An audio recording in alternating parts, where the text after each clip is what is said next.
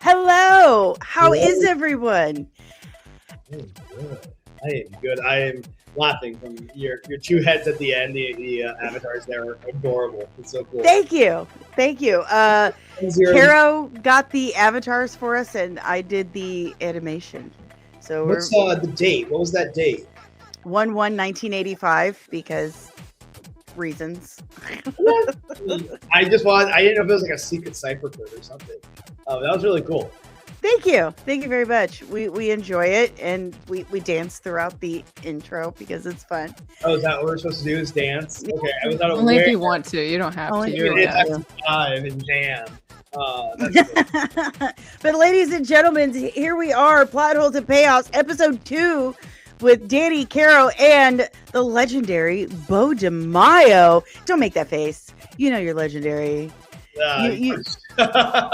You know you are my favorite X-Men feller. I mean, even though you're still mad at me for my Larry Houston picture, it's fine. It's fine. You were like, stop, too soon. I was in the middle of like doing some stuff related to that whole situation. So I was just like, oh no. But I love you more, don't worry. No, he's an awesome man. He is. He's absolutely wonderful. Did you meet the Leewalds while you were there? Did I what? Meet the Leewalds? Were they there? Did we see the Leewalds, Carol? I don't think we did. We saw a lot of people, but I don't remember that one. Yeah, you did sound like, Danny was filling me in, and I was just like, you should probably like stop and drink some water and use the restroom, because it sounds like you're about to die. We're going 100 miles a minute, and then, I don't know how your trip back home. Well, Commander Doc Brown, Carrow's husband, he would come and stop me, and he'd say, "Hey, you can like go to the bathroom. Down. Yeah, go. You can get something to eat." I'm like, "Is there actual real food here?" No, or there's not. There's carny food. Orlando, there's not real food at all. I grew up there, so. Beau would text me. He's like, "You're in like mild stomping grounds and stuff. What are you going to be doing out there?" And I'm like, "You're looking at it." I mean, yeah, in Orlando, the only, look, the place is great. The humidity is horrible, as you know. You experience the humidity. Yep. You thought everybody was lying about the fact that when you get out, you need gills. Mm-hmm. Yeah. Well, I lived up in Destin for about 3 years, so yeah. I mean, Destin's beautiful. I was up at Seaside for a while up there. But when you're in Central Florida, you don't have that breeze. It's like, oh God. This is not good. You walk from your car to like a grocery store and you're just drenched. Yeah, like you don't have to have a shower. You don't know how. We had to walk so much for the Ubers, like just to get to the Uber. And with the weight I've lost, with my prosthetic not fitting right, it was like everyone would have to stop and turn. Like, okay, hold on, we got to wait for Dani to catch up. Well, they made that convention was unforgiving for you because it was like the amount of walking that we had to do just to get from like the parking and the Uber drop off to the booth. And then at one point they were like, no, you have to go in with all the plebs. And I was like, but I'm literally a guest exhibitor. And they're like, go through the main entrance. And so we went through the main entrance and they're like, why'd you come in through here? I was like, because your guy down there told us to. Oh gosh, nice to know that all the cons are the same, because even it has not changed. Yeah. It's like go there, then you go there, like, why are you going here? You're supposed to go there. You're like, well, that guy just told me to come over here. Well, go talk to her. And then you go to her. She's like, I don't know what you're supposed to do. You're like, okay. At one point, Dani and I were walking around. She's like, where are we supposed to go? It's like, I don't know, but we're going this way. And she's like, can we? It's like, we're going. Let's go. Let's go. Oh my gosh. They're gonna like tell you to go the other way. And quite frankly, people don't. They're not making enough money to care too much. Well, poor Dani tried to get like a press pass, and like the email that she got back was like, no press pass, don't come and don't talk to anybody. If we find out that you're talking to people, we'll ban you. And she was like, what's going on? I was like, you're coming anyway. Let's go. That is weird. Yeah. They told me not to talk to anyone or record anything. And Carrow's like, you're getting a badge. And if anyone tries to say anything to you for recording or taking pictures, you're our media person, so it's fine. I was like, okay. You did great. Good job. Thank you. Well, Louisiana is also very bad. Oh, yeah.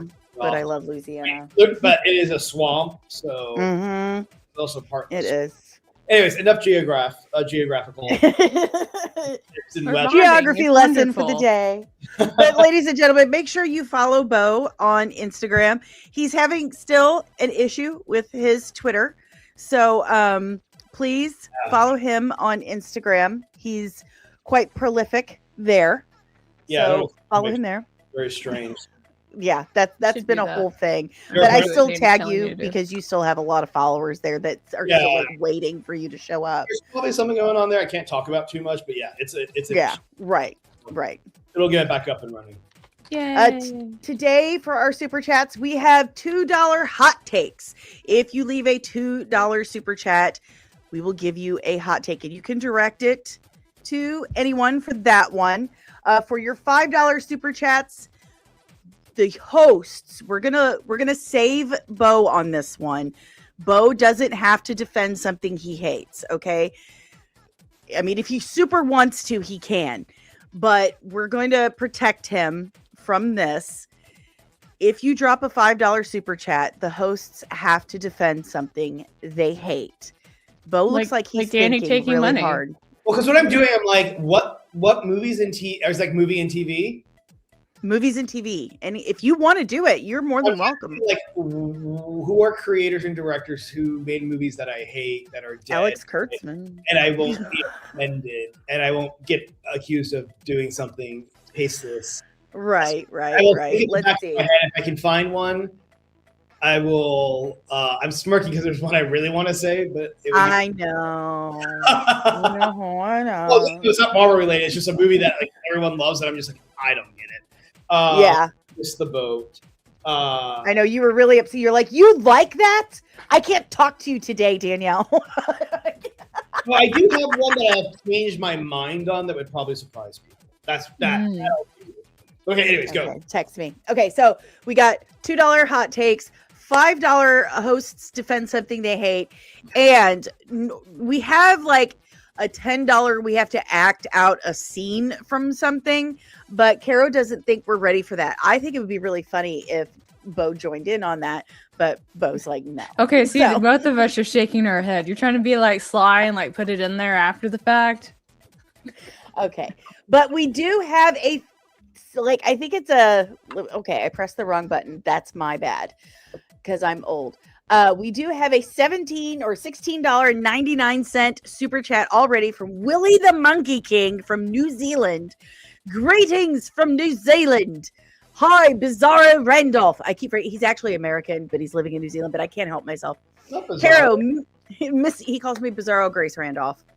Carrow and Mr. Demayo. Mr. Demayo, loved your work on X-Men 97 and the interview you did. You seem really cool. Hope to get to work with you in the future. Oh. Thank you so goal. Ooh. You are someone's dream. Make me blush. But luckily I'm brown, so it takes at least like 3 embarrassing things to happen in order for me I'll make that happen. To blush. But I'm still getting over Bizarro Randolph. Yeah, I keep trying to tell him he should call her Bizarro Danny. Like, that would only make sense. But yeah, no comments here.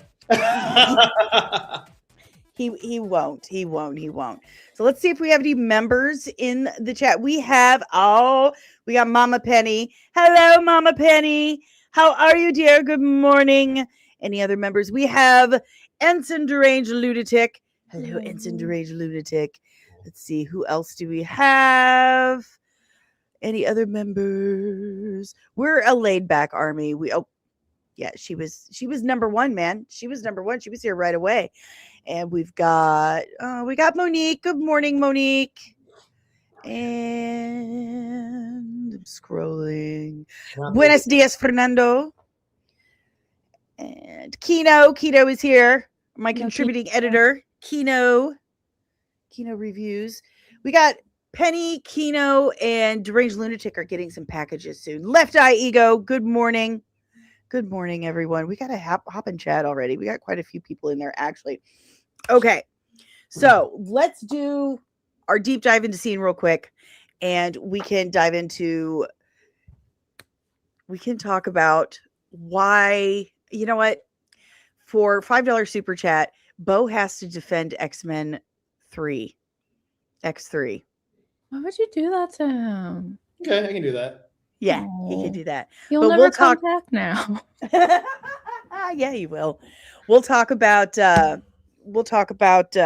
past incarnations of 8:30 here. I may need to go grab a drink before I do that, but but yeah, I can do that. Okay. We'll have Beau if we get a $5 super chat, we'll have Beau defend the past X-Men movies that he just really doesn't care for. Okay, guys. So today we were going to talk a little bit about Sinners. I really like it because, you know, I love vampires. I love vampires. I had not heard of this. I don't know if you guys know this, but I do have a campaign for my vampire comic book. I don't know if I've mentioned it before, but yeah, First there it time is. hearing about it. Yeah, really. Well, there's a couple campaigns, so I mean, there's information out there just in case. But our deep dive today into a scene is the scene where Haley Steinfeld's character bites Michael B. Jordan's one of his characters, and his other character is trying to decide whether or not to let him out. Mm-hmm. Carrow, why do you love this scene so much? I liked it because of the way that the dialogue was structured, because I think if there's one thing I usually edit the most with what I do, it's the dialogue, because a lot of people kind of have like fluff or they arrange it in a weird way. But for me, I felt like this dialogue was pretty crisp, and it worked in the what I call the fencing rules. So everything that was said was like a fencing match where it was like trying to get something from somebody else and they were all fighting over it. All the way up until nobody knew what to do, until like the door breaks down and things take their own natural course at that point. Okay, Beau, now you have your own feelings about this film, but what did you think about that scene, the dialogue in that scene? Absolutely. I quite like the film. I think it's a very good film. That scene particularly, I mean, I think it's probably next to the musical montage that precedes it. Mm-hmm. Probably one of its strongest scenes, or if not the two strongest scenes in that movie. I always kind of wonder if I had seen the movie, if I had not seen the trailer beforehand, because I do think that hurt that moment, but it still plays very well when you're like, wow, they went there so quickly. But for me, I think, Gary, you hit it on the head. The dialogue is minimalist. It's fractured. The big role in writing is dialogue is always ammo. It's always ammo. It's being directed at someone to produce some sort of an effect. But I actually think what works there is how much character you get about how each of these people view something that they'll eventually come to know is supernatural. And it's just very organic. The younger are very much like, oh, what the hell is this? Jordan is the only one who's truly having like an emotional breakdown. That it's easy for the audience to judge and be like, don't get your face so close to that hole that he just poked a knife through. But you have to keep in mind that's his brother, so he is not emotionally there yet to think. But actually, my favorite part is, you meet, and I forget his love interest's name. Oh God, is it Alice? I think we have it in the video. Hold on. Yeah. No, the actress name in the video, I think. But she kind of becomes this she takes on like the mentor, old wise man woman role in the movie over time, and just her clear reaction to, I know what this is. Oh yeah. Okay, I'm thinking about somebody else. Oh yeah. She knows what this is, and the way she throws the water on him, and it's just like, oh, she's the one who's dialed in. There's more to this world. This is alluding to like this is not a one-off thing. I just thought the way he was delivering her character is something, because I think she's one of the best characters in the movie personally. I just thought the way it just pivoted to like, no, this is not the love interest. She's actually kind of the Buffy Slayer archetype in this movie. She is. Love that about the scene. I do too. I'm trying to find a good picture of her to pull up. Here we go. Here's a great one, actually, because I did really like her character in this film. I like that she never had to yell. That was one thing that stood out to me. Yeah. She was matter of fact. She was business, but she was also incredibly full of emotion and empathy, but also just like, guys, this is the score. Like this is what we got to do. We got to do this. I'm sorry. What was her name? I can't. Also, Delroy Lindo's great in that scene because, you know, he plays like the older guy. Oh, yes. Yes. And his reaction in that scene is just like, it's like when my father sees like a gay pride parade. It's just like, what? I am too old for this shit. I don't know what's going on, but we're going to take care of business. Let's go. His performance through the entire movie is just like, I am too old for this motherfucking shit. That's what Coogler does really well is he really creates these characters that operate as a system that they stay true to the rules of who their characters are throughout the entire film, even as they change. Yes. Yes. Oh, wow, they really don't want to put her name on here. No. Annie. I knew it was That's an A. it. I knew it was an A. I found it, guys. I found it. Yeah, it's a great scene and just utter body horror and everything that leads up to it is just it primes you for this scene. Everything from, you know, the musical montage occurs right before this, which is the most beautiful moment in the movie, and then to have it just so segue quickly into just this. I mean, I remember watching in the theaters and just feeling like just truly unsettled in a way. Here we go. There she is. I keep finding great pictures of her, but StreamYard is so precious about what files that you're allowed to use. Hey, Camry and Lieutenant Backyard TARDIS, how are you? Hello, everyone. We're doing $2 super chats for a hot take and $5 super chat. We have to defend something we hate. Beau will defend X3, the third X-Men movie. I can't believe you did Bryan that Singer. to him. It's his fault. He's the one who texted me about it. So you said it's my least liked X-Men movie, which I think that's a pretty general consensus. Well, yeah. So there you go. It's his fault. He just admitted it.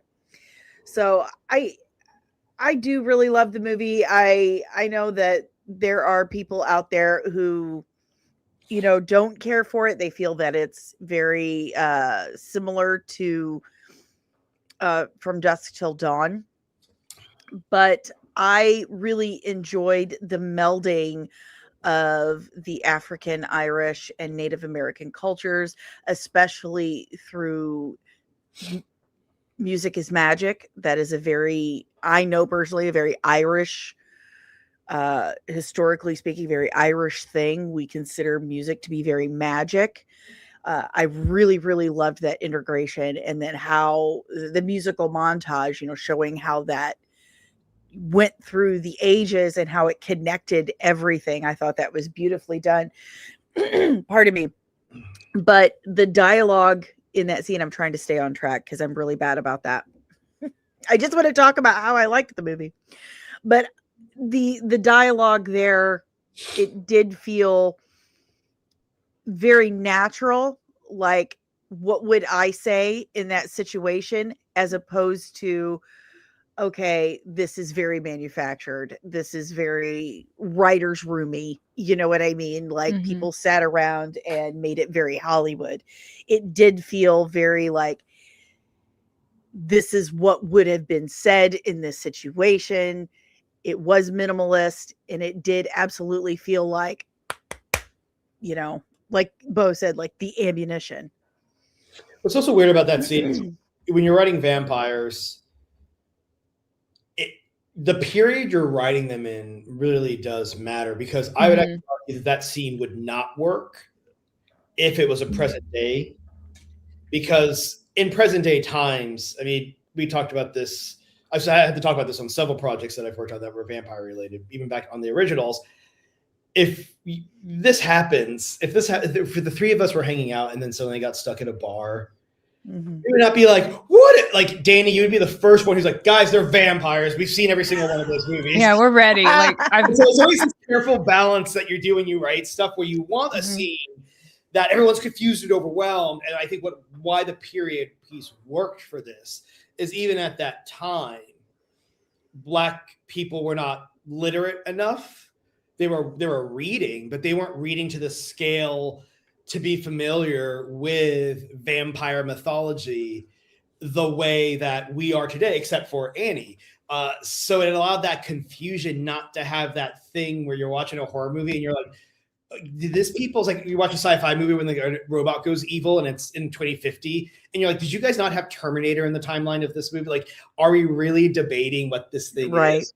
I think that's natural. I think that's why making it back then. And then if anybody's going to say it's like dusk to dawn, go watch John Carpenter's Vampires. And I can continue going back every single decade.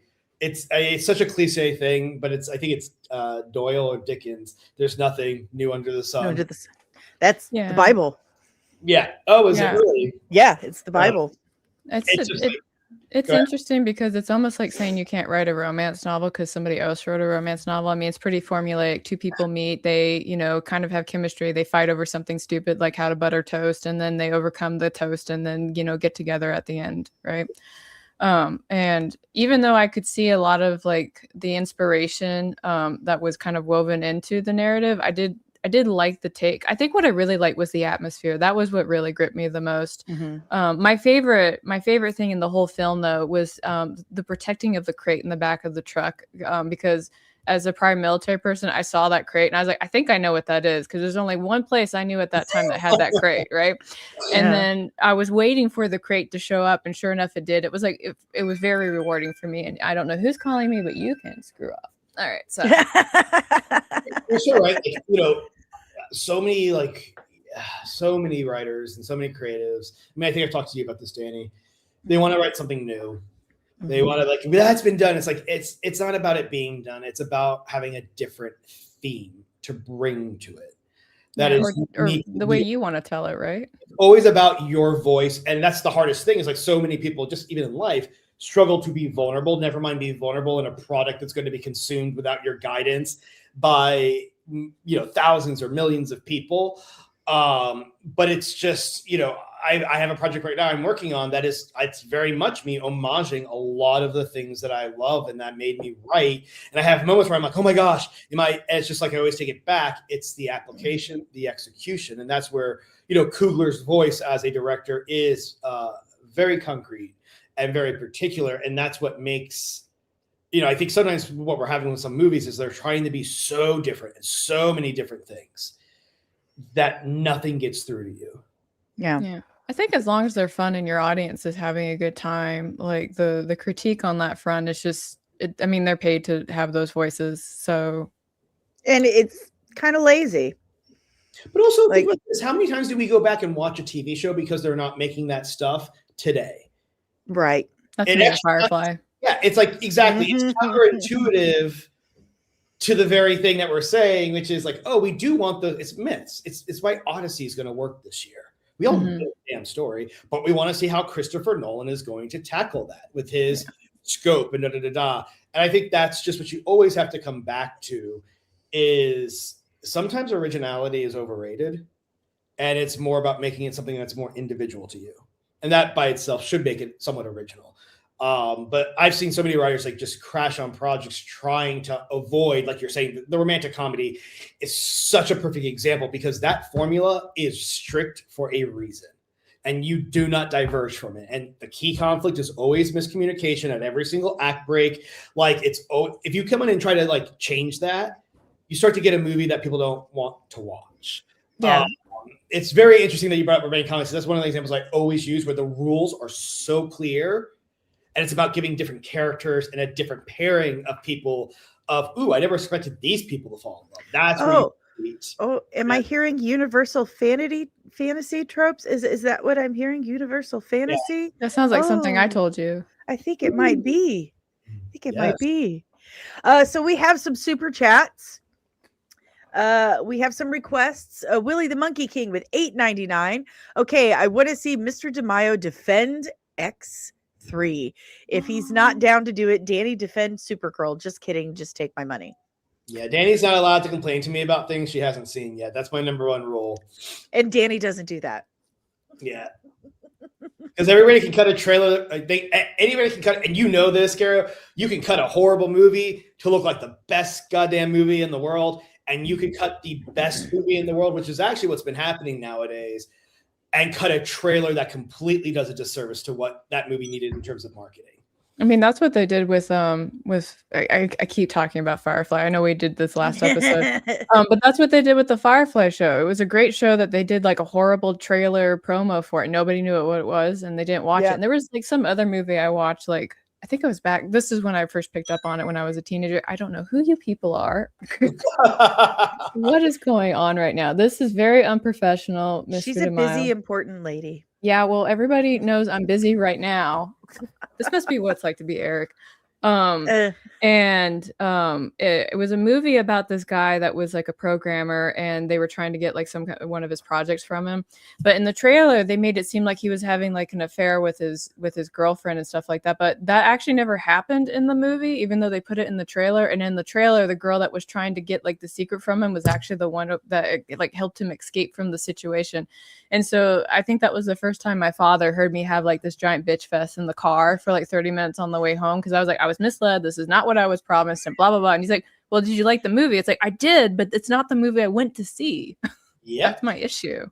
And we're trained because, I mean, we are the most, I think, like cinema educated generations, just in terms of we have, 60, 70, 80 years. I don't know. My math is bad today. And I'm terrible at math of cinema that we're consuming, so that, we remember. And I still believe this is the philosophy. Like the best trailer I've seen this past year, or in the last year, literally 365 days, was the Street Fighter trailer. Because it just made you feel like you got punched in the face and you were back in the game. That's all it needs, because it's the first time you get to tell the audience. It's almost like a prologue to the actual movie. And you're absolutely right, Carrow. When the prologue doesn't actually set up what even if you love the movie, you're like, well, wait, I came in with this, and not in the way where you subverted it, which a lot of A24 movies, I mean, that is their trailer formula, is to say everything you saw in that trailer, guys, probably don't trust it. It's going to be about something else. It's dark and makes you reflect about mommy issues or bad relationships you've had in the past. But yeah, it's the trailer is definitely a lost art on us. Well, I definitely went off about the Supergirl trailer yesterday because I haven't seen it yet. It's not Supergirl, trust me. But you have been paid to defend X3. Paid. So. Oh, wow. So I feel so pimped out right now. Well, you're getting center stage right now. Okay, so the way I would defend X3 is there are a couple of values traits to it that I think people forget, especially nowadays where we have these IPs in these movies. And it's not a knock against them, where actors are getting buried in the movies. I think someone was saying online yesterday how like Robert Downey Jr. says, I just show up and get an IMAX. I don't know what I'm doing anymore. Where that is a movie that the only reason it makes it watchable is because of Ian McKellen, Famke, Patrick, and probably those three are the ones where they carry that movie even when they should not be able to carry that movie. But it's also a movie where, like, as someone who works in film and TV, who's been behind the scenes and on camera, and Carrow, you've seen this too, where just the real world really impacted the movie. You had Singer gone, director changes, Ratner thrown out at the last minute. You had Marsden pulled on the Superman Returns, and if reports are to be believed by both him and Singer, the studio was kind of retaliatory towards Marsden in that respect. And so it's a movie where you can see that a lot of the creative decisions were being made because of politics and production issues and not creative. And so for me, the first thing I do when I try to defend that movie is keep that in mind when you're watching it. It is a film that is made in a broken pipeline. The things that I did like about it, I do think for all it being pulled back, I did love Famke in that movie. When Can't You Love Her? It made me want the more unhinged version, the more powered up version. But I do think that I think the house scene, the resident house scene, gave us an X-Men fight that a lot of people were waiting to see. Even if maybe Halle Berry spinning like a dreidel was not necessarily the way I wanted to see it. But you did get that kind of comic book action feel come back in the center of the movie. And I think the center of the movie is actually when it's the strongest. I think the bridge sequence is really cool, even though it's a little it violates Magneto's arc a little bit, because at one point he's showing sympathy and misery over his friend's death and like chides Pyro about, you know, Xavier being the greatest man he's ever lived, and then the next moment he's dropping a bridge on a bunch of humans while making a joke inside Jet that Charles always wanted to build bridges. That's what took me out of that scene. It's like, well, now you sound like you're being an asshole. I have to applaud that they tried to elevate Storm into a leadership role. But I think we all know at this point that Hal Berry just was never supported throughout those movies. And the goal was to cater to Jackman. And I think that is the one thing that I just cannot defend about that movie, is the way it just continually shoved Wolverine into a position that was so not only, you know, incongruent with the comic book depiction, but also the themes of X-Men. And of the Dark Phoenix saga, about addiction, about the dark side, the shadow self. All of that got lost with him as the lead. Where I think having the Boy Scout, the guy that that truly believes in Xavier's dream and would probably let a world get blown up for Jean, have to have that her impact on him, I thought would have been stronger. So that's the one thing I won't even pretend to defend. But I do think it gives us some pretty cool action sequences that pay off mutant powers. I think it was noble for them to try to put, you know, Storm inside that role. I like that we had a lot of more field investigation. I actually do like the scene where they find Jean Grey. I don't like the death scene that they gave Marsden. And I do think there was just an edge to it where it felt like it was coming into a more contemporary era. So that's what I would defend about it. But I'm not by any means going to say that movie is anything better than like a 3 or 4 out of 10. Like, it's a painful watch. I love to watch it. It has one of my favorite bad lines of a dialogue in a movie. And it's when Xavier describes what happened to Jean. And he's like, the only obvious explanation is that Jean Grey's powers formed a telekinetic cocoon of energy that protected her from the sheer force of the tidal waves. I'm like, whoa, that's some like Scully level deduction. That's some writer room dialogue. That's what that is. Yeah. What that is a cut scene where they actually probably made that more of a mysterious beat than they did a pickup and a reshoot where they had to summarize what that scene probably delivered in a good way.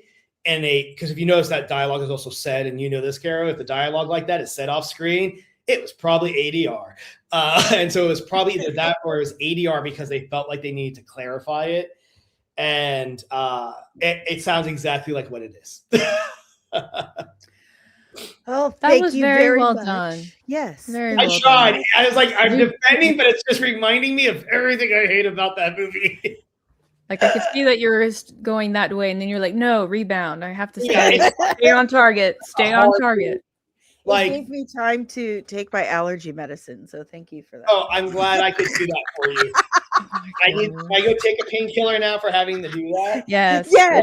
I was quite honest, like, you know, I'm going to need that as well because I know I've told at least both of you this. My chat knows this so much, and I'm really Monique knows what she's done here.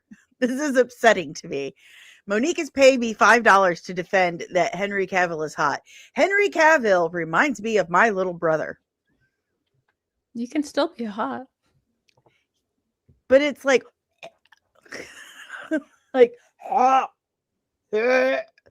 my brother is a very attractive man, but I don't go like, yeah, my brother's hot. Midwest, lives in the Midwest. Shut up, Beau. God. That's a weird.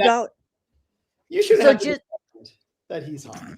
You have to defend it, though. You were paid. I know. So to tell the people that just came in the chat, today we are doing $2 hot takes. If you give a $2 super chat, you will get a hot take directed at, from whoever you direct it at, and $5 to defend something that we hate.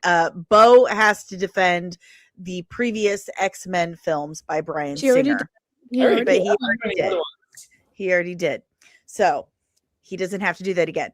But you can direct it at Carrow and I. We're protecting him now. He is safe. We protect. We're Rocky in Project Hail Mary. We're watching him protect statement. Protect. So for $5 super chat directed at the host, we will protect or defend something that we hate. And I don't hate Henry Cavill. I love Henry Cavill. I think he's wonderful. Dude. Yes, especially NDA, private conversations. He's a great nerd. Yes, he's an amazing person. So now he is a good. I was very surprised by just how good of a person he is. He's just a good person, and now he's a dad. And there could not be a better person to be a dad. And that kid is going to be like the best nerd.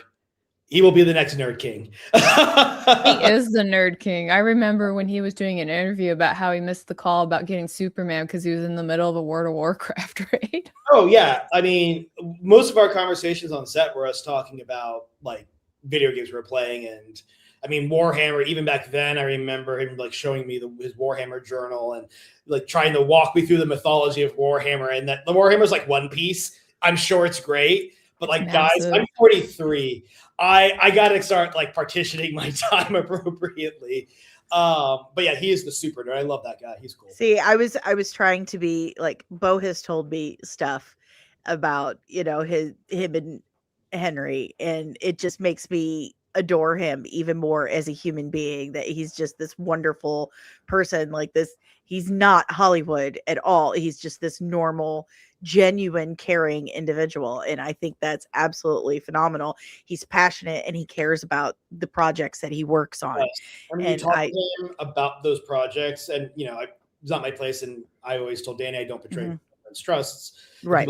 Trust, but when you hear him talk about those movies, right, even the ones that maybe we don't like, it's refreshing to know there are actors out there that are they know what the fans want, not even just because they are a fan, and not the fans want, because that sounds so like pandery, because artists shouldn't have to like pander, but they are in tune with why this material works, and they are there to make and to show up as what is needed to make it work. And that guy has an amazing instinct for just saying, "This I can't say. This isn't gonna isn't in spirit with what this is." I also have to credit him because he took him 4 years, but he did eventually bully me to get into PC gaming. And you're like, "What are you doing? PC, get rid of the console." And he was actually, I remember one day he did like talk about what's going on right now, where he was like, eventually the consoles are going to get so expensive that you might as well get a PC. I don't know if you guys saw like. It's ridiculous, $800 to $900 for a console. Listen, kids, you want to talk about Henry? You want to talk about Henry Cavill bullying you into things, sir? You bullied me into God of War. I don't want to hear it. Okay. No, I approve of that. Good job, Mr. Demayo. Good job. Thank you. God of War. I'm on a Mass Effect kick right now. I went back and played Mass Effect. Oh no! And Jesus, now I have to play Mass Effect. He's gonna start on me. You don't play Mass Effect? Dani, no, stop it, both of you. Stop it. You both know I'm not big into gaming, but you both get into a game, and the next thing I know, it's why aren't you playing this? I need you to play this. And then Beau says, "Well, if you're not going to play it, here are 657 YouTube videos that about the lore." Yeah, because gaming is doing. Or I will say, up until recently, gaming has been outpacing most industries, from Hollywood to film to comic books, in just incredible storytelling. Beau, do you know what she did to me? She gave me Stardew Valley, and I lost 2 days of my life. Yeah, as you should. Yeah, that's good for you. Play Journey. You can play. How's your farm? Who did you marry? I haven't married anyone yet. You're supposed to marry somebody. I'm just as socially inept in Stardew Valley. No one. But yeah, I'm just working on my farm. Go play Mass Effect. It's just I forgot, and the remastered version on the PlayStation Store right now. Oh, I think they just raised the price. It was $5.99. Do you see what happens when I talk to these two? I'm supposed to be defending how hot Henry Cavill is. Maybe this is us saving you from us having you defend and continually talk about how your brother's handsome. See, we're helping you in a roundabout way by also telling you to play more video games. Oh my god! I mean, video games I'll are never get work done. World right now, it's just like it's nice to escape into worlds. It's I think everybody agrees, and even all the writers here in Hollywood, that there's just a serious quality issue in the industry right now. The stuff that's being put out is at first I thought it was like, oh, maybe I turned 40 and I'm like my dad was, where I'm like, this isn't for this, and then it's just when I talk to even my nephew who's 26, everyone is just like, what is this that we're getting? I always say like movies today feel like reels that are 2 hours long, and every scene is designed to get a like. Yeah, I think they're doing it like, how can we turn this into a GIF or a clip, that we can get people to help like promote. I think that's part of the direction that they're going, which I mean, like maybe if you have a film that's kind of like styled for that, that's okay. But like if you do it to everything, like nobody, like it loses interest, especially with the short attention span that we have with folks right now. I was talking to one person that actually works really close with the wrestling community. And they said they had to re-choreograph all the fights because people are so busy looking at their phones that they miss the actual fights that are going on. And I was like, that's tragic. Like maybe people should put their phones down. We are getting notes now about how stuff needs to be written for second screening. And to me, that is just like our job as writers and creators and artists, especially editors, because you guys are the ones who make me look good when I wrote a fucked up scene. And I cannot shout out the X-Men 97 editors enough because they were just such badasses. But, I think there is this thing right now, exactly what you're saying, where like you've given up the battle versus saying, how do we create stories? And this, I'll pat myself on the back, like X-Men 97, that shit is dense, and I knew it was dense when I was writing it. It was the biggest thing I had to not fight for, but the one legitimate concern that I knew was a concern that I was asking people to take a bet on was that I had shoved like 2 seasons of television and 40 years of comic books into 10, 30-minute episodes. But I was determined to recreate the same frenetic pacing of the original series. But also I wanted to test this idea that we couldn't make people put down their phones. And we made people put down their phones. And so I think if you go in there with the intention and the first principle of any project or movie being made right now is not, we have to write a film that bends over backwards so people can look at their phone. That's what Law and Order is for. That's laundry. That's why you make those show. You go in, you're going, how do we make every scene crackle, and start educating the audience that, oh, like you said with the military crate, nothing I put on screen is by accident. Everything will be paid off. So pay the fuck attention. And there are a lot of people who are able to do that still. It just requires you to trust your artists more. And it requires you to trust craft, which is the biggest thing people have an issue with sometimes, is craft is a magic trick. I mean, that's what prestige is all about, filmmaking. But you need to let the people do the magic trick if you want people to put down their phones. Yeah. Dani, that's sad that wrestler, they're being told to choreograph like that. You just gave up. Why make it in the first place? Yeah. Dani, are you done defending Mr. Cavill? I think Mr. Cavill is absolutely very, very, very handsome. I know a lot of women find him super, super hot. I will say he is. My brother is very, very handsome, and a lot of women follow him on Facebook and find him hot. You sound like a politician right now. You sound like a president in a depot. That's all I have to say about that. Enough questions. Enough questions. Thank you for your $5. If anyone wants any either Carrow or myself to defend something else, please pay us $5. If you want a hot take from anyone, it is $2. Maybe another time I will defend the Joel Schumacher Batman movies that I think are $5. He'll defend Joel Schumacher's Batman. And just to let everybody know, all the super chats that we get from our streams actually goes towards like our piggy bank for making our own film one day. So it's not like we're buying Ferraris over here. We have to like fund crews in the future and all that, or whatever that looks like, because I know the state of movie making right now is doing a fun topsy-turvy right now, where some folks are freaking out and other ones are like, no, it's time to adapt, and they're not talking very well to each other. So no, it's sad because the conversation is very easy to solve. People just got off their high horses, but you know, it is what it is.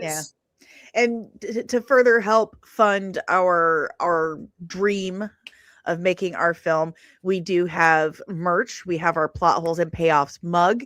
We do have a Sinners mug that I believe I have an example of.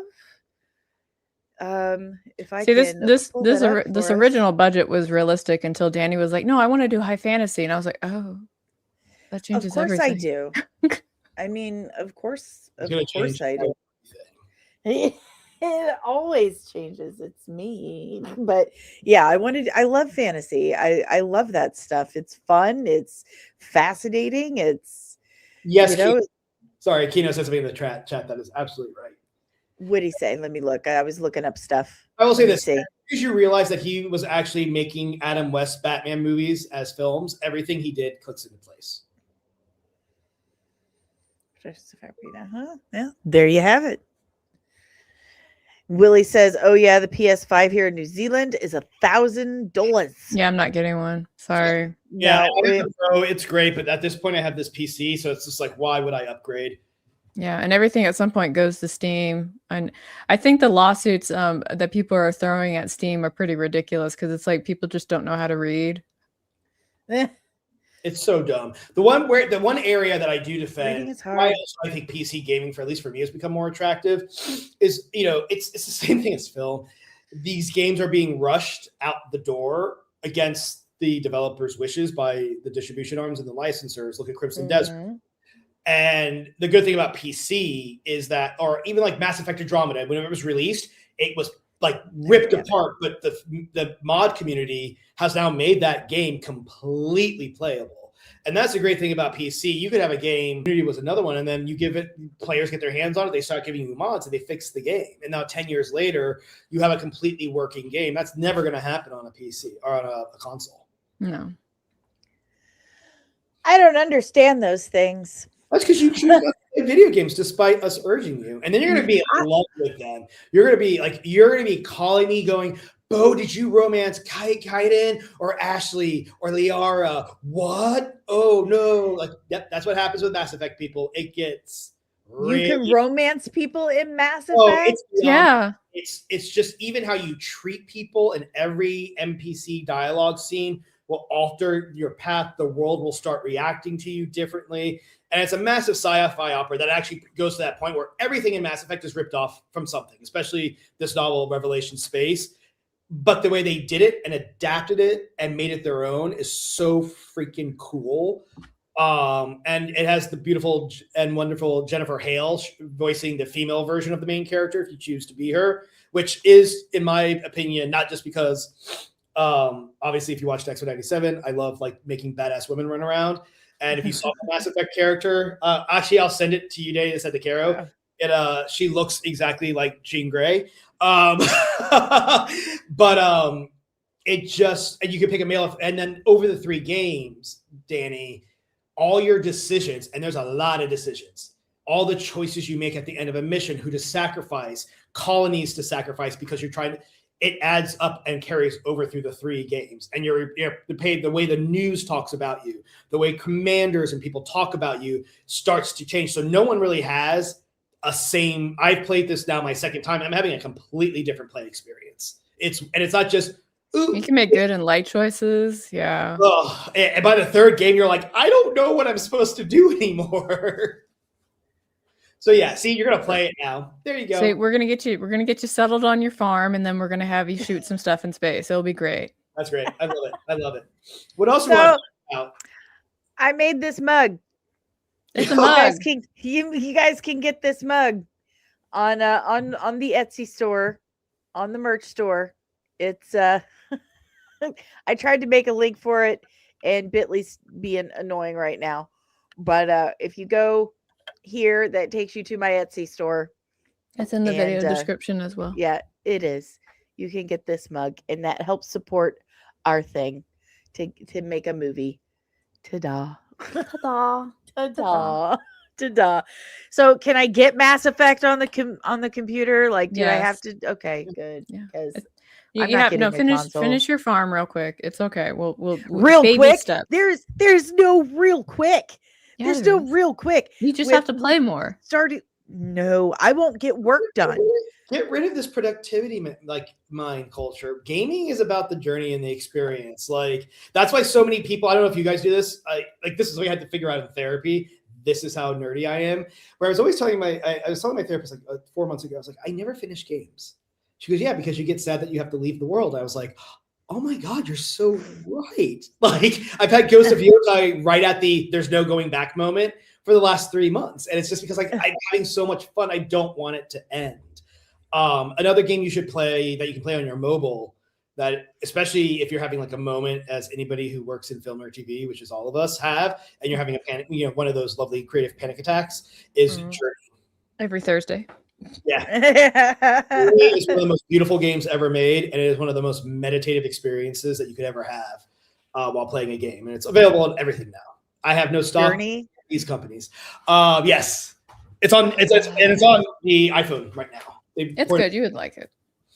The music, and make sure you put your headphones on and just like it's like a meditation game. It's like Zelda in that respect, where I love Zelda. Zelda's like the best. You go into Hyrule and you're just like, I'm not actually doing anything. I'm just riding a glider and just having random fights. I'm so adult female ADHD though that I get sucked into things and people can't pull me out, and then things don't get done. You're allowed to have breaks on weekends where you don't actually have to get anything done, right?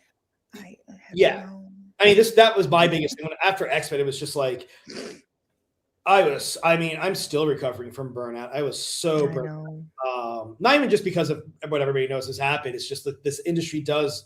I mean, this is just something, I'm sure you're hearing about this, Gary. Like, all of us, it's just like, guys, we need more time to make these things. Mm-hmm. Scripts that are locked and vetted before they're greenlit. Mm-hmm. Production schedules that are not dependent upon delays and contingencies. We need actors signed when the script is finished, so we're not wasting money on cut characters.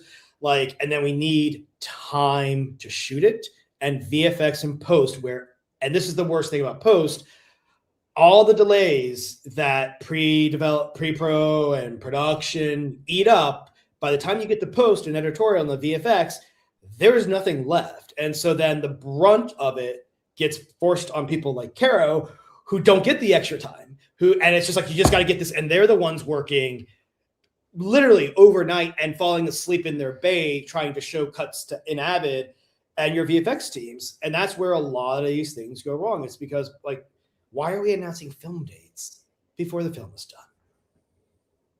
That's a really good question. Like, why? And this is where I sound like an old man. I miss when a movie, first of all, wasn't even announced sometimes, but also when the movie was finished, they looked at what they had and marketing said, okay, given the landscape, this is where we'll release it. It's like, we're not working towards a finished product anymore. We're working towards a deadline, a release date that usually ends up disappointing people right now. So this is all to say, get that mindset and get more into the creative headspace of Rick Rubin talks about this a lot, the now, and it's so much better. It's so much better. I sound like I went to a hippie retreat, but I promise you I didn't. We have a hot take request, but Willie got to ask us, what do you want the hot take on? Yeah. What is the hot take on? And we will give you our hot takes. And then he also gave us another super chat. Oh, okay. Thank you very much. He says, someone in the chat wanted to ask Mr. Demayo his thoughts on anime and manga surpassing US comics. What are Mr. Demayo's thoughts on Batman? Sorry, last chat. No, don't be sorry. You can drop as many as you want. Batman comic, Batman as a character. Probably Batman as a character. Okay, I'll start with the anime and manga, because I have been, tooting that horn. I mean, I've been doing that horse since I fell in love with Sailor Moon, but when I was a 14-year-old little gay boy. But I just think they're doing better storytelling, and they always have. They take greater risks. They're more comfortable with their dark sides and the dark side, which just makes their story so much more compelling. And they are masters of tone. The way you can watch an anime movie or show that is riddled with comedy and then hits you the next moment with something that makes you want to go call 1-800-CHARTER is amazing. And I mean, even with X-Men 97, most of what we pulled, even Larry Houston, when I first met him, was telling me, he looked at Vampire Hunter D was his big inspiration with looking. And, for me, it was that Akira. It was Castlevania. Castlevania was my metric of the type of animation we had to beat. That no matter what attuning to the original series, our action had to rival. And I had made sure, even from script, every action scene was beaten out so that we were competing with that level of action. And I just think they're doing better storytelling. It's, I was reading an article too. They also don't worry about cancel culture. They're not in the Bay going, oh shit, I don't have a white person in this. I don't have a black person in this. I don't have a Latino person in this. Or, ooh, can I have the woman fuck up? Or is it going to be like, these are not ways to make something good. They're just focused on story and fun. I think the greatest threat, or I don't even think it's a threat. I think it should happen. I think the next thing that America film is going to have to learn is they're going to learn their lessons from the East. Because they're outpacing us. And then, I remember Brad Winterbaum at one of our earliest conversations, we were just getting drinks and we're talking about the next comic book movie boom. The next, the first one was Lord of the Rings ushered in the fantasy age of film, right? And then Harry Potter kind of picked that baton up, but gave us a different spin that was more magical. And then that became your Percy Jacksons and all this. And then Marvel kind of came onto the scene. And it has, had dominated probably for the last, 15 years. And now, I'm not knocking Marvel and their films. It's just like, I think even Kevin Feige would agree with this. Like, the Western had its day. All these genres have their day. They cycle out. They'll cycle back later, right? And, he and I were talking about, and this was like 2021, that the studio that cracks how to adapt anime into live action, because no one's really successfully done it yet. They will own the future of like big block box office. I think the closest that's gotten to that is the studio that did the Rurouni Kenshin adaptation. That was pretty solid. Or that movie, I know a lot of people thought it was batshit crazy, but that it was a Bollywood or Indian film, Red I think it was called. Oh, Red, yeah.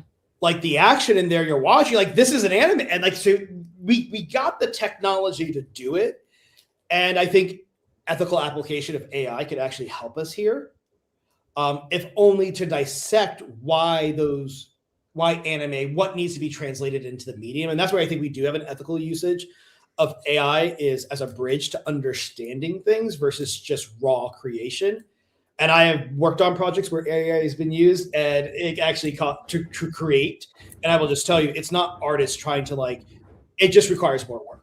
If I have an AI bot, an AI system, no matter how edit a film, I'm still going to have to hand it to Carrow. Like, you're going to have to still fix it. Like, maybe it'll save you like the really dumb shit that like the really like baseline stuff that you wish that you would hand off to an assistant editor, which sucks because those jobs are now in. But you're still going to have to, you do concept art with it. You have to have an artist come back in and act on it for real. Otherwise, yeah, go ahead.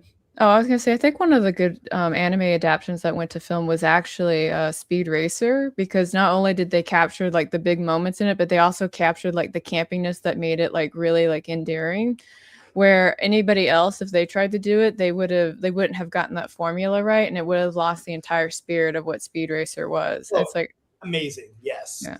Though I did make the mistake of the 2 times I've watched that movie, I was on shrooms. Don't do that. Like, yeah, no. He's Bad job. Buried in the couch cushions. I'm like, it won't stop. I need to see where everybody stands still. But no, yeah, it's so that's what I would say about anime and manga. I actually, most of what I consume for the last 5 to 6 years has been anime and manga. I mean, Monster on Netflix is a show that everybody should be watching if you love anime, because it shows you how drama you can make a series like Breaking Bad using anime. Batman's awesome. Batman's great. I think Batman is becoming a harder character to adapt due to just what everyone can agree on in this country, no matter your political stripes, is that there's clearly a massive class issue in this country. And so watching a billionaire go out at night and beat up criminals, when we have also become more educated on criminality and what is the difference between criminality and mental health, and then we're also in this era of wherever you stand of police brutality and due process. I would not want to write a Batman movie right now. It is just, this is why, like, actually, if I probably did write a Batman movie, I would lean into like the Joel Schumacher and Burton vibes, where the world is so fantastical, the villains are so not something a cop would have to deal with, that it justifies the use of Batman. But like the street criminal beating up, it just, and I've seen this from both my conservative friends, my liberal friends, my moderate friends, of just like, oh yeah, watching a really, really, really, really rich white straight dude cry about his parental issues and then beat up criminals feels a little outdated, or just not this is a story where like, oh, what do we keep about Batman that we love? The discipline, the drive to become the best human being possible out of something that destroyed your life. Keep obviously the cave, keep the wealth. I don't care. It's just, I think, keep the detective, which we still really, I mean, I liked the Batman, but it was Batman being a bad detective and learning to be a detective, which I don't really want to see Sherlock Holmes suck at his job. I want to see Batman in and be like, oh, the Riddler's doing this, he's going to bomb the reservoirs, versus him figuring it out right when it happens. You're like, Batman, you're supposed to be the world's greatest detective. But I think like the street level thug beat up is something that it feels almost quaint in a way. It doesn't even feel problematic. It feels quaint and so small. He's just like, I need to warm up before I go to work. Let's just do some criminals. What are you? Are you a poor person who stole some food? Fuck you, Aladdin. Boom. Like we should definitely have Athena on with Beau for a Batman conversation. Athena, have I told you, Beau, that I'm friends with Bill Finger's granddaughter? Yeah. And I've introduced her to Carrow. Now Carrow's friends with her, so I need to introduce her to you. We went out to breakfast. Well. It was great. She's awesome. From Marvel, I like him in the comics. I did not care for their depiction in the MCU. And again, I'm not trying to talk smack about the MCU. I actually love Black Widow, the movie. I thought it was great. It veered so far from who that character is. Like the character is cocky. The whole point of Taskmaster is his arrogance comes from the fact that he gets to throw the hero's powers back into their face and say, the thing that you think makes you special, I do in 3 seconds with none of the effort or journey of discipline to know how to use it responsibly. And that was just completely missing from the MCU depiction of the character. And then the way they killed her in one, I'm not Mr. Woke person. If you get to know me enough, you know that I'm story first, but shooting a woman in the head as the first casualty is just tasteless. It's just a tasteless way. Well, and it was bad for the character, period. It's the character. It's mean. That is a good example of fridging. That's a great example of like when the death has no meaning and just serves to shock. It's like, it just felt, and even the actresses kind of came out and said, and the original writer, Eric Pearson, has come out and said, like, it's just, so yeah, the Taskmaster MCU version I did not like very much, but I do love what they do with him in the comics. And, again, Thunderbolts is a movie that I quite like, but it was just one of those moments I was just like, oh, like, you definitely took this down a notch for me by that, because I was hoping you were going to redeem Taskmaster, because it's such a cool character. And how many times have you rewatched it? I'll be honest and vulnerable here. It is still very hard for me to watch anything Marvel produces right now. And so that movie was, that and Fantastic Four were the movies I saw in theaters. And I had like a really hard time afterwards processing that. I just kind of said to myself, I know I get to take some space from this until my situation with them is resolved. And so that's also why I've just been even quiet about X-Men 97. It's just like, I've got bigger things to worry about, and I've actually been enjoying getting to have a life again. But even right now, like I'm not really looking at many of the trailers anymore because of what's gone on. It just, I think if anything that experience has taught me is all of us have forgotten in this industry, and even fans forget this, not to knock you guys, that there are human beings in all of these positions. That's right. And that the humanity has to come first. And that's why, like, even when I was saying with X-Men 3, why I defend it is because the crew and cast had no power over all those political decisions that were made that such an impossible production. And that's what I hate when people just tear down actors. It's just, you don't know. There's so many layers to it. Yeah. Like, I think there's been a couple of interviews I've gone on to, and we talked about film. And at one point they were trying to say it was an actor thing. I was like, no, that comes off as a producer thing. Like the producer stepped into the room and made a call, and they had to figure out how to make it work. So also, how hard is it for an actor to show up and play a role that they no longer believe in?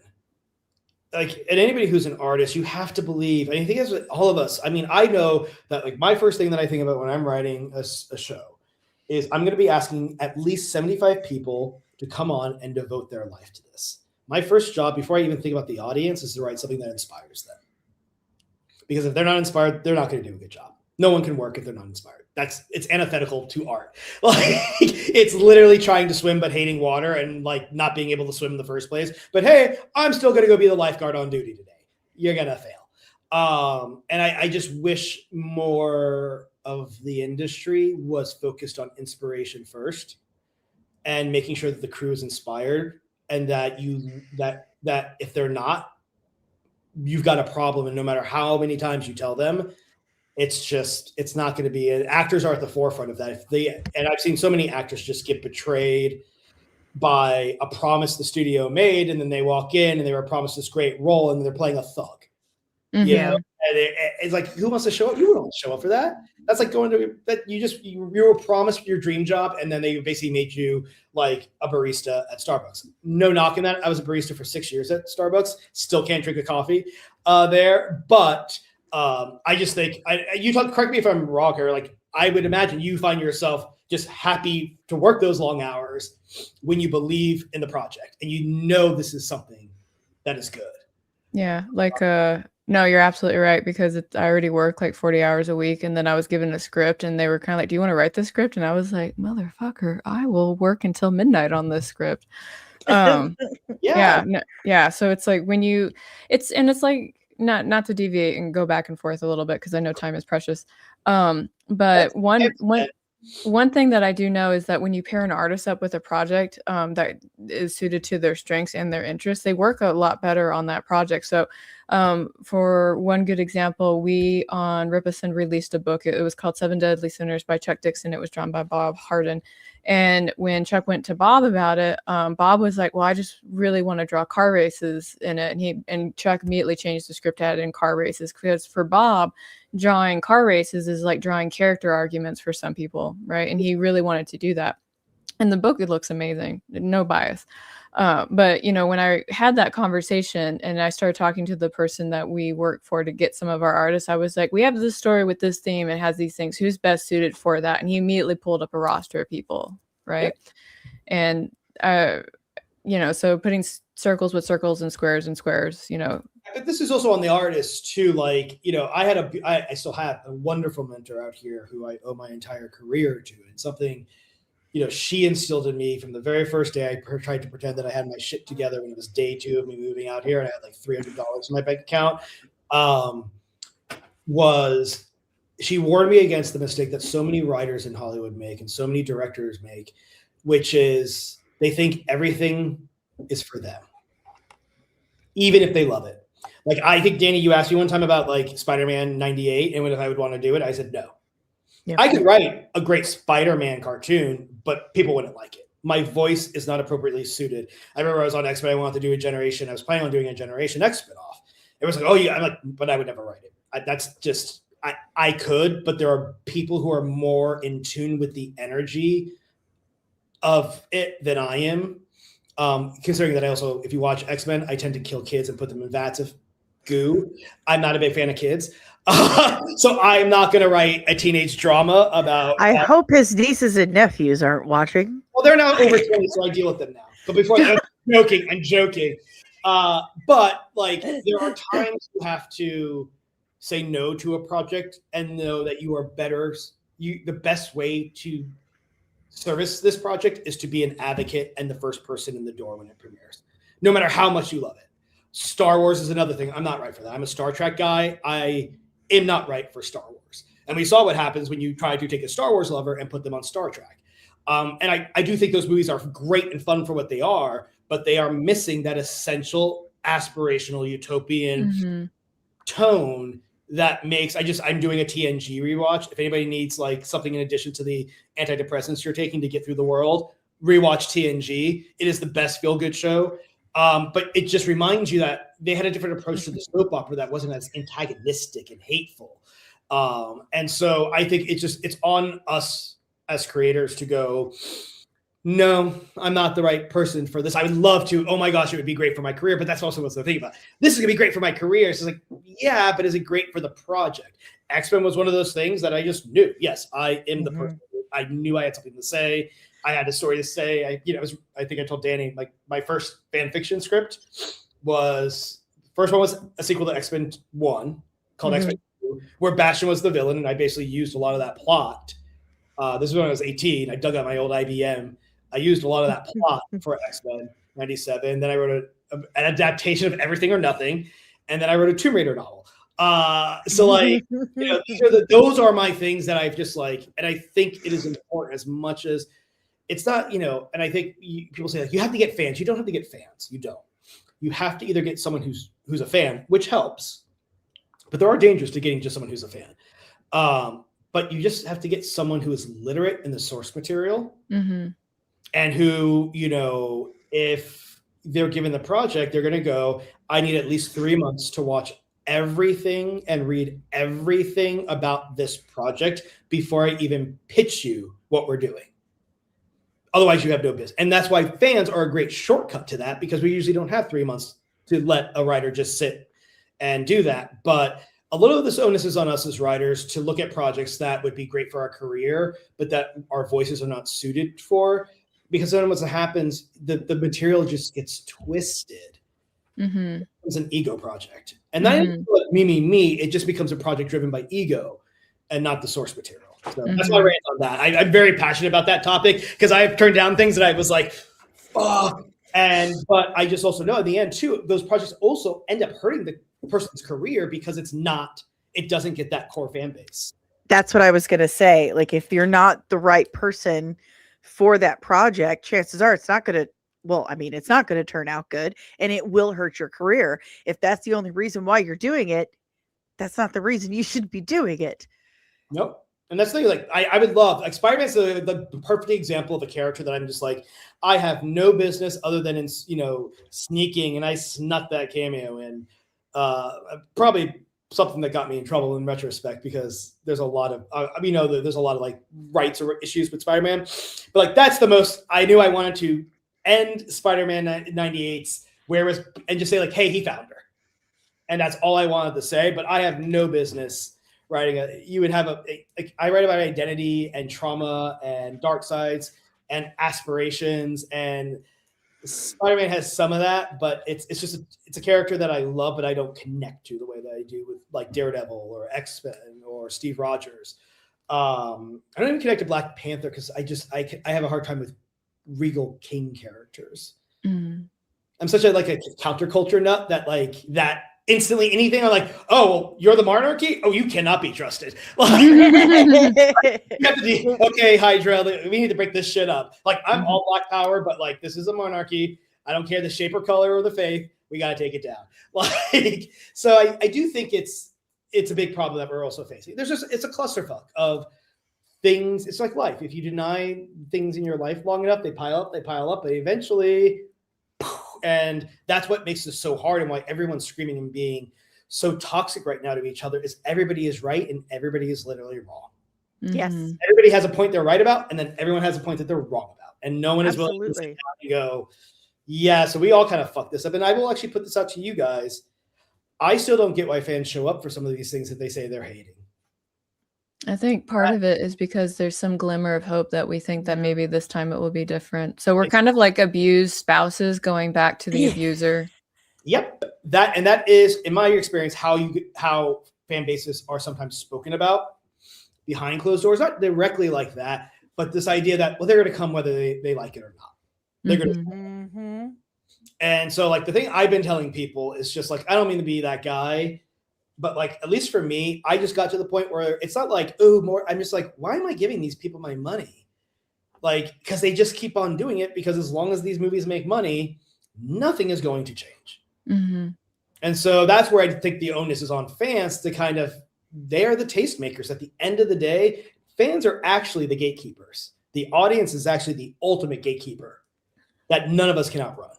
And I wish fans would maybe coalesce more when they're so dissatisfied and be that gatekeeper that holds. I mean, if anything, this entire country and industry has an accountability problem, and it is on audiences and fans to hold us accountable if the work is subpar, because you're dishing out $20 a month for every single streaming service that you have, that you're basically paying more than what we did for cable packages. You're going to movies that cost about the price of a Broadway ticket if you're taking your family.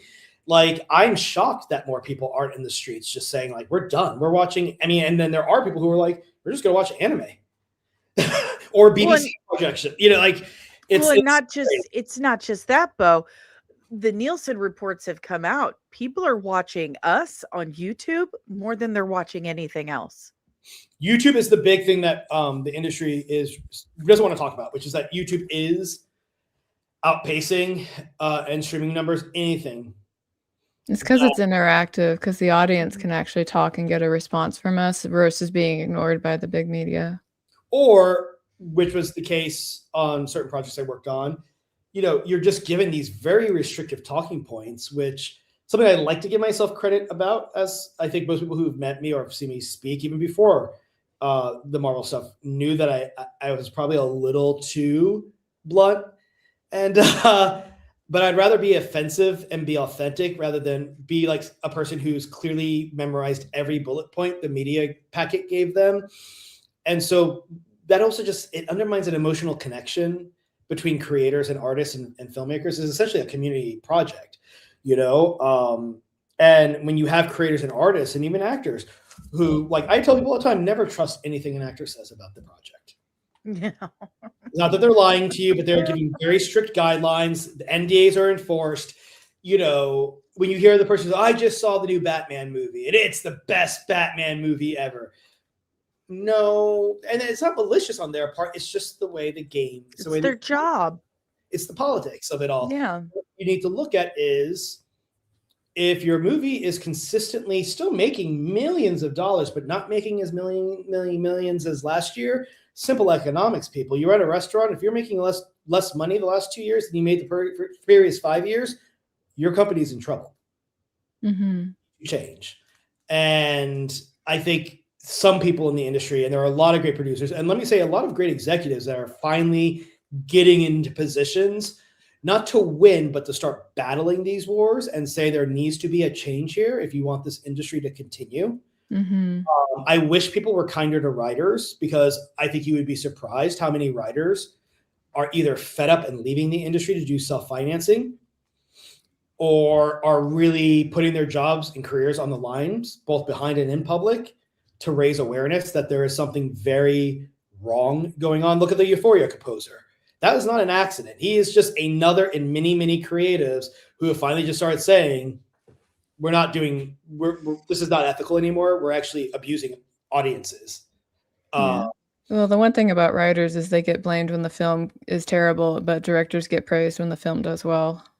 Yeah, I mean, that's where my ego comes in, because like people forget that TV, the showrunner is the director. Like, they are the final say. And so I'm always been like, you're taking too much credit. Like, you would not say this if I had directed an X-Men film. Like, you got to understand, like, my role is the director's role. And some people would say it's even more so, because I also have to write the damn thing. And some directors don't touch writing. Like, that's what I love about Spielberg. He's always said, I am not a writer. I've always said, I am not a director. You do not want me talking to actors. I don't know how to talk to actors. Not that I mean with them. It's it's such a dance with actors and, you know, being on the spectrum and then also being ADHD and also just being raised by loud Italians. Nuance. It's funny, nuance and dialogue I can do, but nuance and people I really struggle with. And so, but like, yeah, the directors also sometimes get put in horrible positions. I mean, look at what's happened. I don't want to talk about that movie because I don't want to talk about that. But there are You're just going through your list of things of no, maybe. You know, I have my lawyer sitting over here. Okay. You see some of those directors, and I will say they tend to be female directors that come out and very eloquently try to say, "This is not my movie." You know, or yeah, I know, or I agree, and that's where you can sense the algorithm. You know, the algorithm made this movie. Mm-hmm. But I tell people, like, I know this sounds crazy after everything I'm saying. I'm a big believer that this is all necessary growing pains. This is what happened in the 80s, happened in the 70s, happened in the 60s. Whenever there was a genre shift, mm-hmm. we went from Westerns to the conspiracy political thrillers of the 70s, from the 70s conspiracy thrillers and more movies into the film noir, highly sexual movies, and the big sci-fi franchises that really we all grew up with: Terminator, RoboCop, Aliens. That was that rebirth. Then that got a little weird, and then we had probably the greatest dramatic cinema rebirth, which was the American Beauty era. Mm-hmm. You know, that's where Anderson and all these films that we still look at a fucking plastic bag in a grocery store lot and go, "It's beautiful." You know, we were driving down the road the other day and saw a plastic bag and said, "Dave, look, a celebrity." Yeah, it is. No, that's actually a good. But then you look at that. Then what changed that? Matrix. Matrix was actually the first comic book movie that inspired Blade. Blade inspired X-Men, and now we've had the comic book era. But the comic book era, as much as I love superhero films, it's just this isn't how film works. It works in cycles, and so now we've had the high genre, where it was high fantasy, high comic books. And I do think we are looking for that next turn, but that tends to be a very good turn because it is where you start to see a turn away from IP for a little bit. We're always going to have IP. Don't get me wrong. But you will see studios going, and slowly Sinners has shown that there is. Good callback. Oh yeah, but no, I think that's why Sinners is like, even if people have issues with the movie, and I have a little I have nitpicky, like I'm sure you have this, Kira, like you watch something and you're like, it's a perfectly fine movie, but your editorial technical brain is like, ooh, that was like a really odd cut, and ooh, they patchwork something there.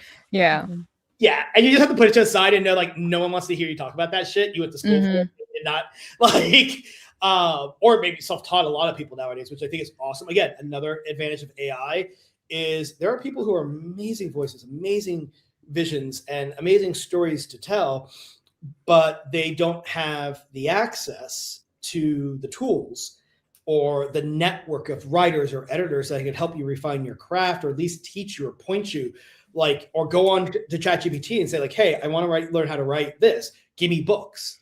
We have an ability to do that now. And that is where I think there are some really exciting potentials to.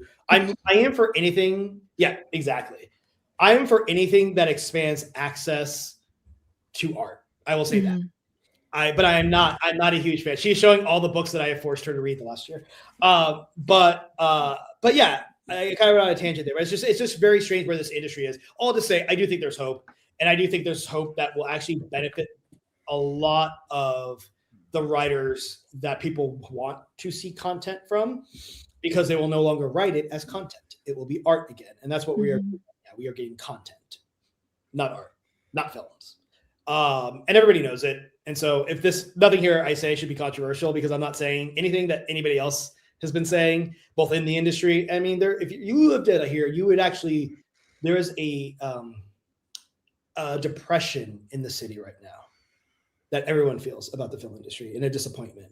And that's why I've been urging people to speak and be loud and have your opinions. But please remember, with all of these films, there are human beings like me and Carrow, and we're behind this, and we're trying.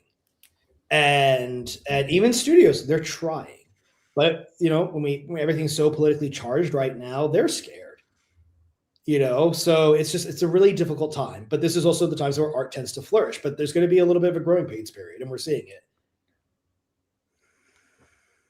I do want to say something. He's very articulate. Mm-hmm. I mean, hello, that's who he is. That's why he is who he is, why he's made such amazing shows for us, like the episodes in The Witcher, which are my favorite.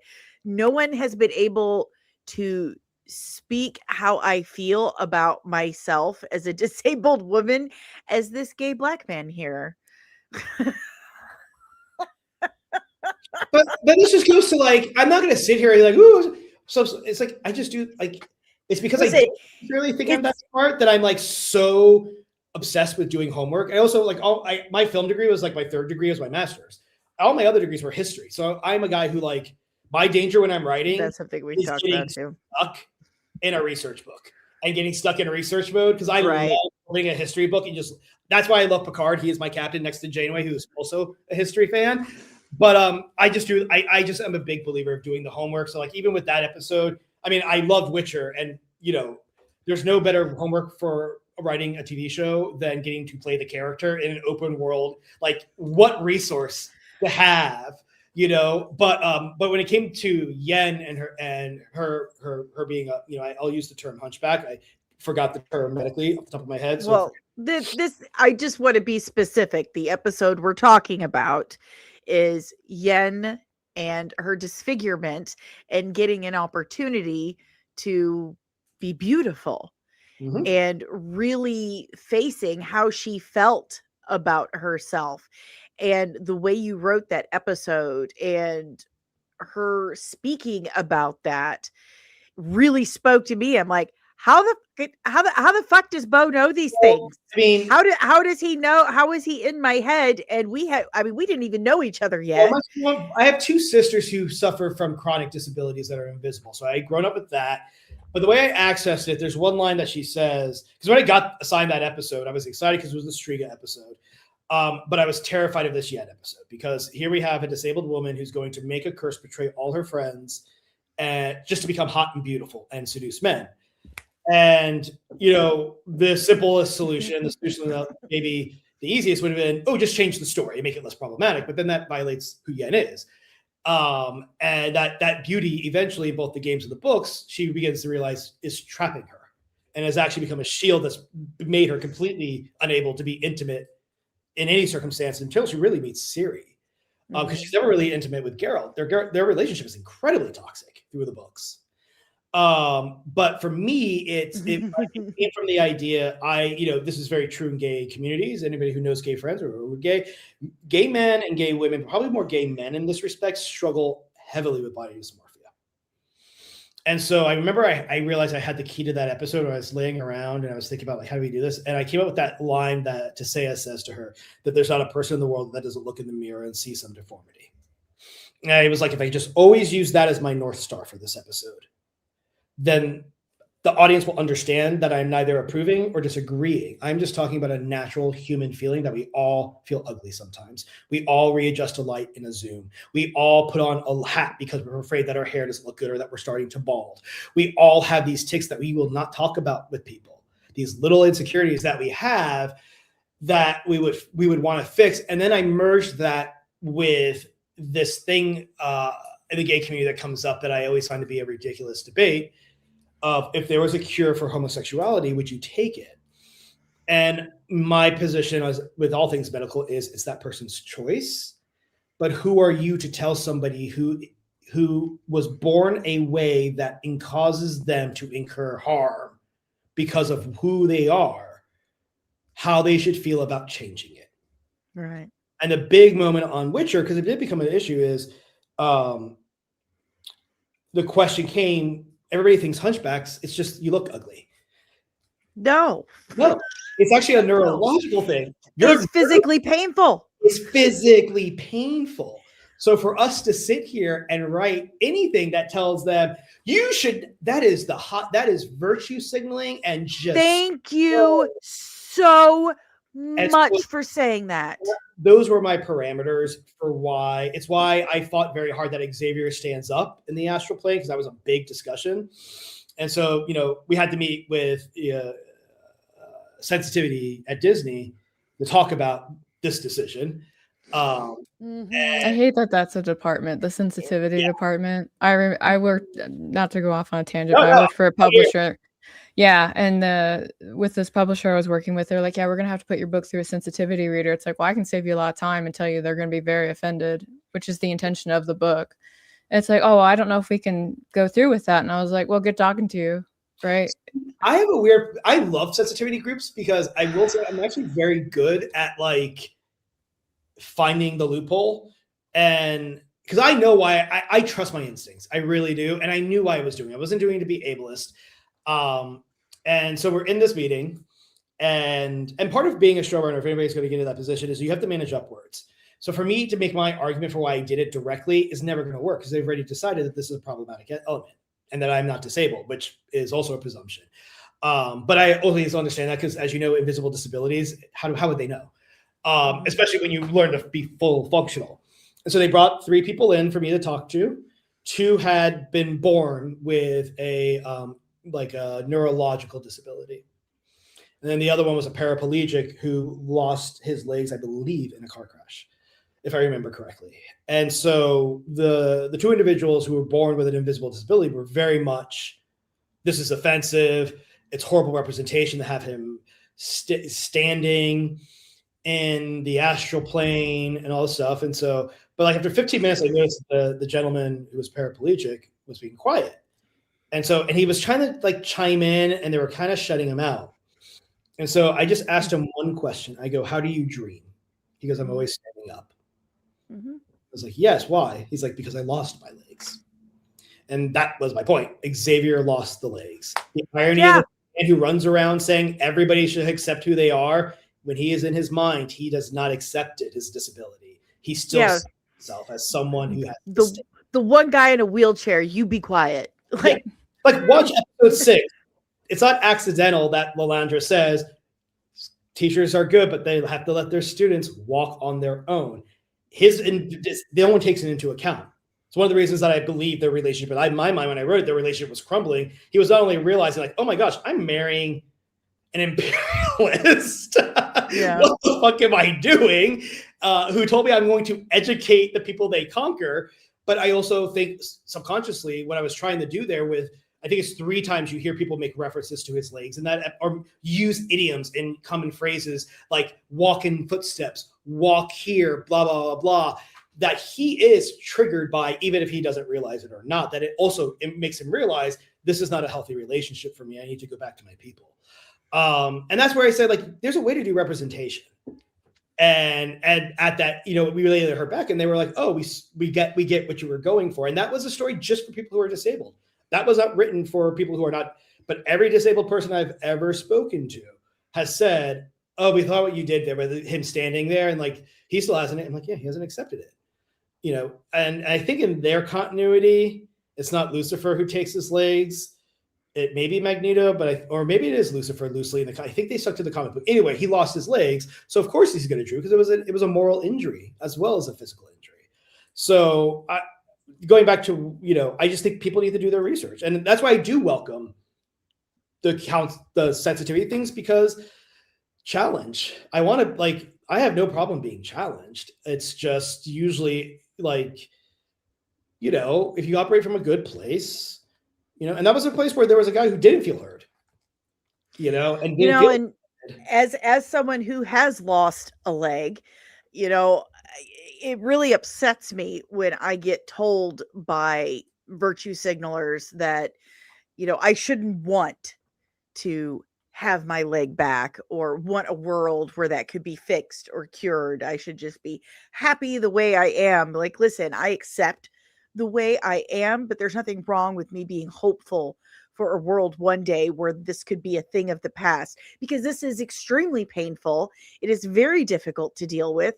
And insurance is a Ponzi scheme that just wants me to suffer and thinks that prosthetics is a luxury. And what is the one thing all of us here, including everyone in the chat, who I'm assuming is in the same generational corridor, we are all being slowly killed. This isn't even a puff.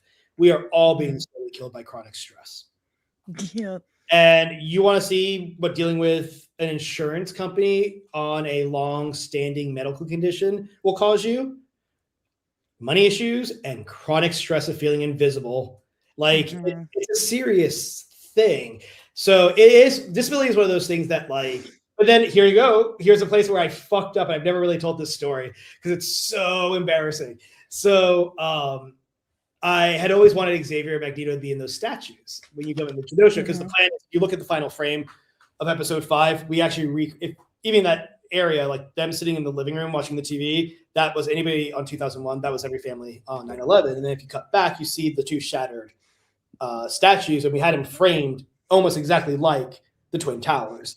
But the first time, I was so obsessed with the Twin Tower imagery that, I had written the scene, I'd written what I wanted. I met with the production designers, and I'm a queer boy. I have my Pinterest boards, I have my vision boards. I come in with my Pinterest boards. I'm like, okay, this is what we're doing. This is what I want. This is what we do.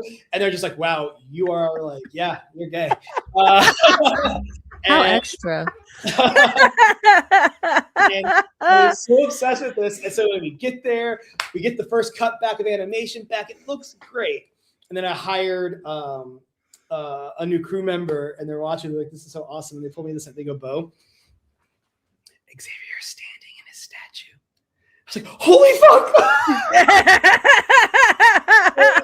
Every one of us on the crew and at Marvel were just like, wow, oopsie. Talk about a perfect moment of innocent blind spots. Like, why? That would be the greatest insult to Xavier, to have him standing. So like, we had to go back in and redo that. Like, and it's at that point, it's money. Like, and we had to redo. Luckily, we had some genius compers who were able to save like the quarter, and then comp in a new design of him in the wheelchair. But that's like one of my shame examples of where like, you should always aware that you have blind spots and that none of us are perfect and have all the answers. And that was one of those moments that definitely humbled me, of just like, or the fact of my other biggest regret, and that I do have to go, is everybody is absolutely right.